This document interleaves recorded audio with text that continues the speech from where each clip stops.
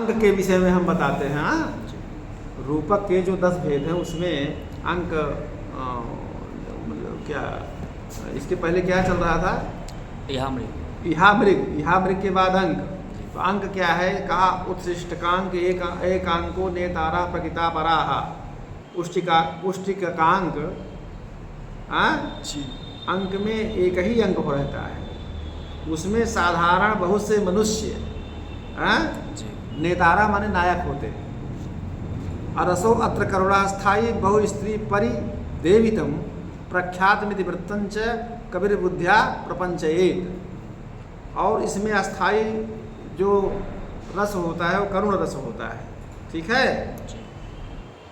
और बहुत सी स्त्रियों का विलाप रहता है, इसमें बहुत सी स्त्रियां विलाप करती रहती हैं। इसमें प्रसिद्ध इतिवृत्त कवि अपनी बुद्धि से उसको विस्तृत करता रहता है, अपनी कल्पनाओं से उसको बढ़ाता रहता है, ठीक है। और भाणवत संधिवृत्त्यंगान अस्मिन जय पराजय युद्धम च वाचा कर्तव्यम निर्वेद वचनम बहु। इसमें भाण के समान मुख आदि संधियाँ, भारतीय आदि वृत्तियाँ तथा लास्य के 10 अंग भी हुआ करते हैं। और इसमें नायक और प्रतिनायक के जय तथा पराजय को इसमें दिखाना चाहिए। नायक तथा प्रतिनायक के जय तथा पराजय को भी दिखाना आवश्यक होता है। और वचन से ही युद्ध करना चाहिए, न कि हाथ पैर से। वचनों के द्वारा यहाँ पर युद्ध करना होता है। और अपनी अवमानना के सूचक अधिक वाक्य को यहाँ पर दिखलाना चाहिए, ठीक है। हाँ, अब बीथी क्या है? बीथी किसे कहते हैं? बीथी का देखिए बढ़िया प्रस्तुतिकरण किया है। बीथ्या में को भवेदंका कश्चित एको त्रिकल्पते आकाश भासते रुक्तश्चित्राम प्रत्युक्तिमाश्रितः सूचेत भूरि श्रृंगारम किंचित अन्यान रसान प्रति मुख निर्वहय संधौ अर्थ प्रकृतयो खिलाहा। कहा बीथी में एक अंक होता है, बीथी में एक अंक होता है। इसमें किसी उत्तम, मध्यम तथा अधम नायक की कल्पना होती है। और पूर्व में जो कहे गए हैं आकाश भाष्यों से विचित्र प्रत्युक्ति आश्रय कर श्रृंगार को अधिक भाव से और अन्य रसों को भी सूचित करना चाहिए। श्रृंगार रस को अधिक भाव से तथा उसके साथ साथ अन्य रसों को भी सूचित करना चाहिए। इसमें मुख तथा निर्वहन संधि और बीज बिंदु पताका प्रकरी कार्य ये सब अर्थ प्रकृतियाँ होती हैं। और श्रृंगार की अधिकता होने से इसमें कैसिकी वृत्ति की प्रचुरता होती है, ठीक है। इसमें कैसिकी वृत्ति की भी प्रचुरता होती है। विद्वान लोग इसके 13 अंगों का भी निर्देश करते हैं। कुछ विद्वान लोग इसके 13 जो अंग बताए गए हैं इसका भी निर्देश कर रहे हैं। अस्यास्त्रयो दशांगानि निर्सन्ति मनीषिणः, ठीक है। उद्घात्य कावलगिते प्रपंचस्त्रिगतम छलम वाक्केल्य धिवले गंडम अवस्यंदित नालिके असत प्रलाप व्याहार मृदवानी तानी तू। समझता है नहीं जी? तो कहने का मतलब ये है कि उद्घात्य का अवलगित प्रपंच त्रिगत और छल तथा वाक्केली अधिवल गंड अवस्यंदित नालिका अरुत प्रलाप व्याहार मृदव, इनमें उद्घात्य और अवलगित प्रस्तावना के वर्णन के अवसर पर उदाहरण के साथ लक्षित होते हैं। मिथो वाक्यम असद्भूतम प्रपंचो हास्यकृन मतः। कहा अब प्रपंच क्या है? कहा परस्पर में मिथ्याभूत हास्यकारक को प्रपंच कहते हैं। जैसे विक्रमोर्वशी में चंद्रशाला में रहे हुए विदूषक और चेटी के परस्पर वाक्य को प्रपंच माना गया है। त्रिगत क्या है? त्रिगतम स्याद अनेकार्थ योजनम श्रुति साम्यतः। शब्द श्रवण की तुल्यता से जहाँ पर अनेक अर्थों की योजना की जाती है उसे क्या कहते हैं? त्रिगत कहते हैं। उसको त्रिगत कहते हैं, ठीक है जी। अच्छा, कहा कि सर्वक्षित भूताम न्याथ दृष्टा सर्वांग सुंदरी रामा रम्ये वनान्तेस्मिन् मया विरहिता त्वया। हैं? कहा कि हे संपूर्ण पर्वतों के स्वामी, इस वन के प्रांत में मेरे विरह से युक्त सर्वांग सुगरी की स्त्री को तुमने देखा है? यहाँ पर प्रश्न के पक्ष में सर्वाक्षित भृताम नाथ इन पदों से पर्वत लिया गया है, समझ रहे हो ना जी। और उत्तर पक्ष में सर्वाक्षित भृताम नाथ से संपूर्ण राजाओं के स्वामिन, इस वन के प्रांत में तुमने विरहिणी सर्वांग सुंदरी स्त्री को देखा? सुंदरी स्त्री को मैंने देखा। इस प्रकार यहाँ पर सर्वाक्षित भृताम नाथ पदों से संपूर्ण राजाओं में श्रेष्ठ ऐसा अर्थ लिया गया। ठीक है जी। अच्छा, कहा कि छल क्या है? कहा प्रियाभैर प्रिय वाक्यर विलोभ छलना छलम। प्रिय के सदृश अप्रिय वाक्यों से लुभाकर छलने को क्या कहते हैं? छल कहते हैं। हैं? ठीक है जी। कहा जैसे भीमार्जुनो वेणी संहार में कर्ता द्युतक छला नाम जदुमय शरणोद्दीपना सोभिमानी, समझा जी। और राजा दुशासनादेर गुरु रनुज सतस्यांग राजस्य मित्रम कृष्णा कृष्णोत्तरीय व्यपनयन पटु पांडवायश्च दासा क्वास्ते दुर्योधनोसो कथयत नरुषा प्रष्टुमभ्यागतौ स्व। यहाँ राजा दुर्योधन के अनुचरों को कहते हैं जुए के छल को करने वाला और लाख के घर को जलाने वाला, समझे ना जी। और द्रौपदी के केसों का और वस्त्रों को आकर्षण में कुशल अभिमानी और पांडव जिसके दास हैं, ऐसा जो दुशासन आदि सौ भाइयों का बड़ा भाई कौन है? दुर्योधन। अंगराज कर्ण। अच्छा। अंगराज कर्ण का मित्र, अंगराज कर्ण का मित्र दुर्योधन। वह जो राजा दुर्योधन कहाँ? अच्छा, हाँ, पांडवा जस्य दासा, ठीक है ना जी। वास्ते दुर्योधनो सौ, वह दुर्योधन कहाँ है? कह दो कि कथयत नरुषा द्रष्टुमभ्यागत। कहा कि हम लोग क्रोध से नहीं प्रेम से उसको देखने के लिए आए हैं। समझे कि नहीं जी? है जी। हाँ, अब कुछ मतांतर भी है। अन्य त्वाक्षाहु छलम किंचित कार्य मुद्दिश्य कस्यचित उदीर्यते यद वचनम वचन हास्य रोषकृत वाक्यलिर हास्य संबंधो द्वितीय प्रत्युक्ति तो भवेत। देखिए कुछ मतांतर भी है इसमें। किसी के कुछ कार्य का उद्देश्य कर प्रताड़ना और हास्य करने वाले वचन को भी छल कहते हैं। हाँ जी। लेकिन वाक्यली क्या है ये देखिए, वाक्यली कहा है ना जी। कहा कि 2 बार या देखिए वाक्यली, वाक्यलिर हास्य संबंधो द्वितीय प्रत्युक्तितो भवेत है। कहा कि 2 बार या 3 बार या उससे भी ज़्यादा अधिक बार उक्ति और प्रत्युक्ति में जो हास्य रस का संबंध है उसे क्या कहते हैं? वाक्य। समझ रहे नहीं? 2 या 3 जो उपलक्षण हैं। अच्छा, अब जैसे देखिए यहाँ भिक्षो, अब उदाहरण देखो, भिक्षो मांस निषेवणम प्रकुरुषे किं तेन मद्यम बिना मद्यम चापि तव प्रियम प्रिय बहो वारांगनाभि सह वेश्याप्यर्थ रुचि कुतस्तवधनम द्यूतेन चौर्येण वा चौर्योद्यूत परिग्रहो विभवतो नष्टस्य कान्या गति। कहा कि देखिए किसी भिक्षुक किसी की उक्ति और प्रत्युक्ति हो रही है यहाँ पर। कहा उक्ति क्या है? कहा कि भिक्षुक तुम मांस का सेवन करते हो। हाँ, बौद्ध भिक्षु है। कहा मांसम निषेवणे प्रकुरुषे किं तेन मद्यम बिना, तब प्रत्युक्ति हो रही मद्य के बिना मांस से क्या होता है? हाँ सही बात है। मद्य के बिना मांस से क्या होता है? तो कहा उक्ति। तब उक्ति क्या कह रहा है? कहा मद्य भी तुम्हें प्रिय है। मध्यम चापि तव प्रियम, प्रियम हो बारांगनावी से। अच्छा, तो कहा कि मतलब मध्य भी तुमको प्रिय है। प्रत्युक्ति में कहा हो वेश्याओं के साथ मध्य भी प्रिय है।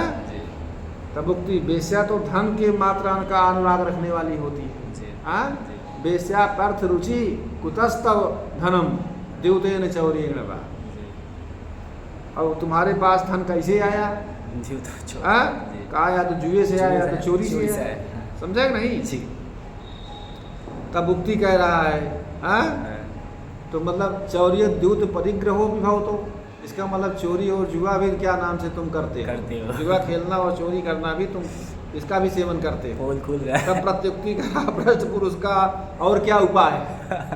भवतो नष्ट से कान्या गति। समझ रहे नहीं? तो कहा कि नष्ट पुरुष की और क्या उपाय है? ठीक है। केचित प्रकांत वाक्य से साकांक्षा से निवृत्तिर्वाक्य इत्याहु।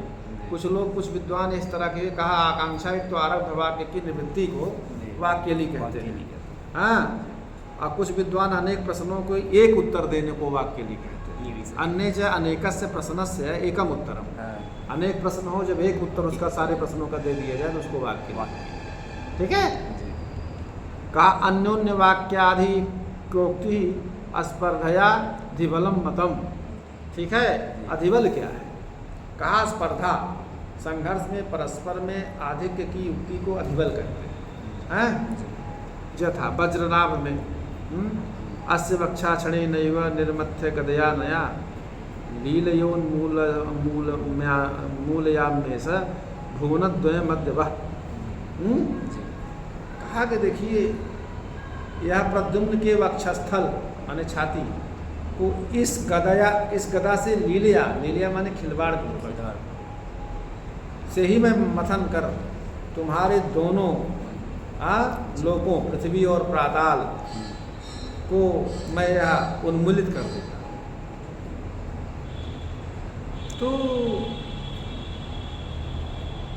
तो जैसे कि अद्य प्रचंड भुज दंड समर्पितो रुको दंड निर्गलित कांड समूह पातई आस्ताम समस्त दिजक्षत जोक्षितेयम छोड़ी क्षणेन पिशितासन लोभनीया है। तो मतलब आज यह जो प्रचंड बाहुदंडों में रखे गए बड़े धनुष से निकले हुए बाणों के प्रहारों से यह धरती कुछ ही क्षण में संपूर्ण दैत्यों के रुधिर से सिक्त होकर के, ठीक है, कहा कि मांस भक्षी सियार आदि पशुओं को लोभ विषय हो जावे। अच्छा, मतलब इतना रुधिर बहाएगा सियार खूब खाएं। हाँ। अब कहा गंड क्या है? कहा गंडम प्रस्तुत संबंधी भिन्नार्थम सत्वरम वचः। कहा प्रस्तुत से संबद्ध भिन्नार्थ बोधक त्वरायुक्त वचन को गंड कहते हैं। ठीक है। क्या कहते हैं? गंड कहते हैं। और देखना कहा व्याख्यान क्या है? नहीं, अवस्यंदित क्या है? कहा व्याख्यानम स्वरसोक्तस्य अन्यथा वसंदितम भवेत्। अपने अभिप्राय से कहे गए वचन का अन्यथा दूसरे ही अर्थ में व्याख्यान करने को अवस्यंदित कहते हैं। ठीक है। अच्छा,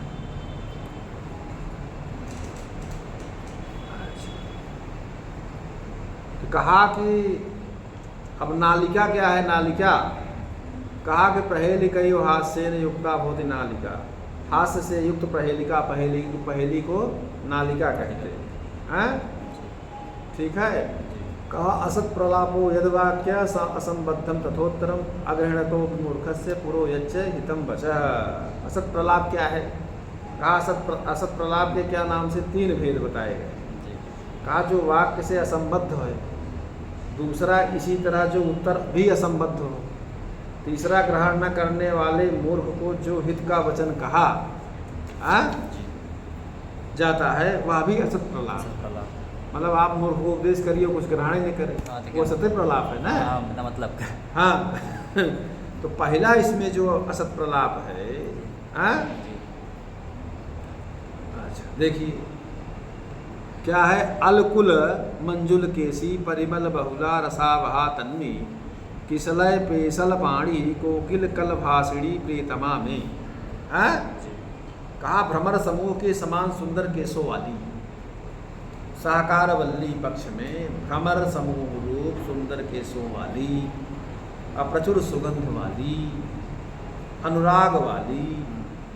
अब साकार वल्ली पक्ष में रस से परिपूर्ण पतली, ठीक है, पल्लव के समान सुंदर कर वाली, हाथों वाली, ठीक है, कोकिल के समान मधुर भाषिणी प्रिय बोलने वाली, ठीक। अब साकार बल्ली के पक्ष में जिसकी कोयल ही मधुर भाषिणी है, हाँ, वैसा मेरी प्रिय है, वैसा मेरी प्रिय है, समझे ना।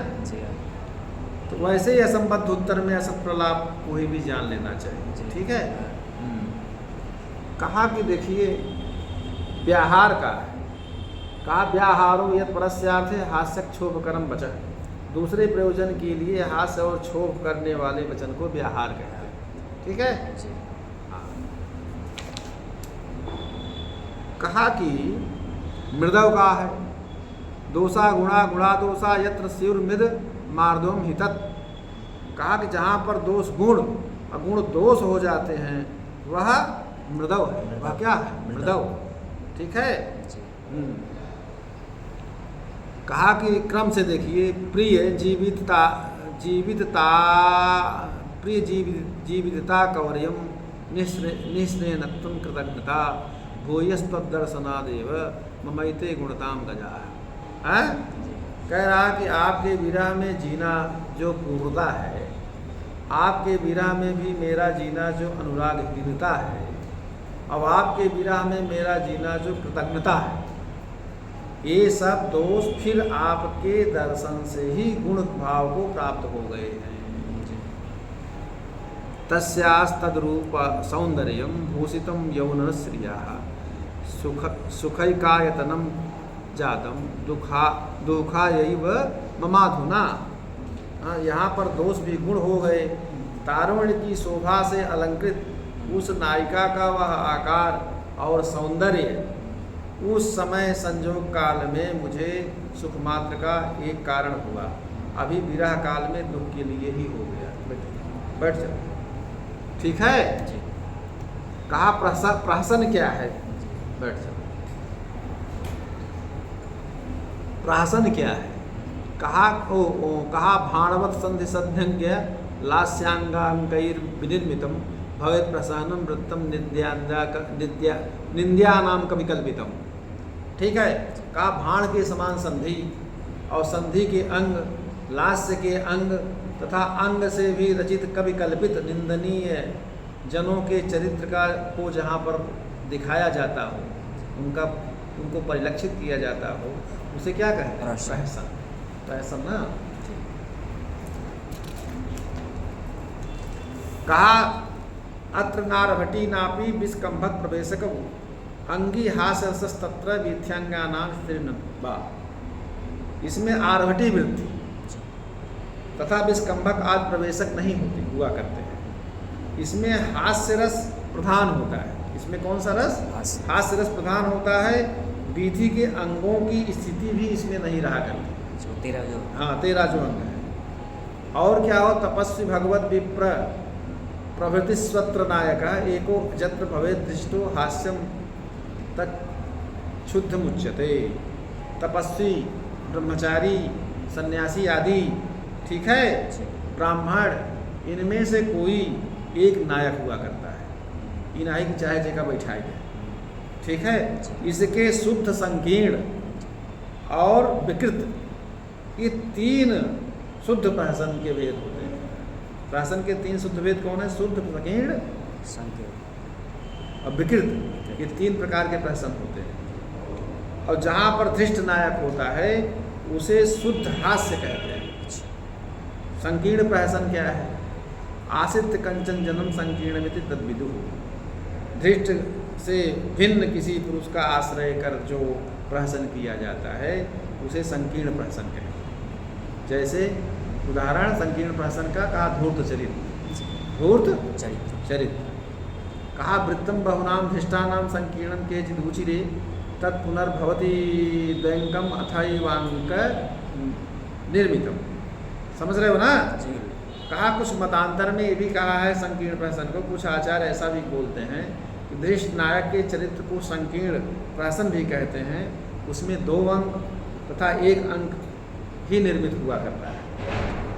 कहा जैसे लटक मेलक, लटक मेलकम, ठीक है। ये क्या है? संकीर्ण प्रहसन का। मुनि ने, भरत ने भी क्या कहा है? आचार्य भरत ने कहा वेश्याश्चेट नपुंसक विडधूर्ता बंधकी च यत्र स्युः अविकृत वेश परिच्छेद चेष्टितं करणं तु संकीर्णम। कहा जहाँ पर वेश्या, दास, नपुंसक, बिड, धूर्त तथा व्यभिचारिणी इनका समावेश होता है, ऐसी स्त्रियों का समावेश होता है। और अधिकृत माने स्वाभाविक वेश और परिच्छेद तथा चेष्टा अनुकरण होता है, वह संकीर्ण प्रहसन होता है। कहा विकृत प्रहसन क्या है? विकृतम तो विदुर यत्र, खंड माने होता है नपुंसक, संडक माने नपुंसक, संडक संड कंचुकी तापसाहा भुजंग चारण भट प्रभृतिर बेसबारी उताहा। जहाँ पर नपुंसक कंचुकी, कंचुकी माने बुढ़ा जो जोड़ा जामा पहन करके अंतःपुर में रहता है, और जामा पहनने वाला मतलब वही जोड़ा जामा पहले पहनते थे ना बुढ़े। अंतःपुर में इसलिए किया जाता था कि जिससे अंतःपुर में किसी चीज़ की कोई भय न रहे, रानियों को, इसलिए बुढ़े वहाँ प्रवेश कर सकते थे। तपस्वी ये लोग गुंडा तथा नट योद्धा इनके वेश तथा भाषा को लेकर के अभिनय किया करते हैं, और उसे विकृत प्रहसन कहते हैं। कहा विकृत प्रहसन तो संकीर्ण प्रहसन में ही गतार्थ हो जाएगा, इसको भेद मानने की जरूरत नहीं, क्योंकि भरत ने इसे पृथक नहीं कहा है, ये इनकी कल्पना। उपरूपक, अब उसके बाद ये तो खत्म हो गया। वो रूपक के 18 भेद होते हैं, ये हम बाद में पढ़ाएंगे, अब खत्म हो गया।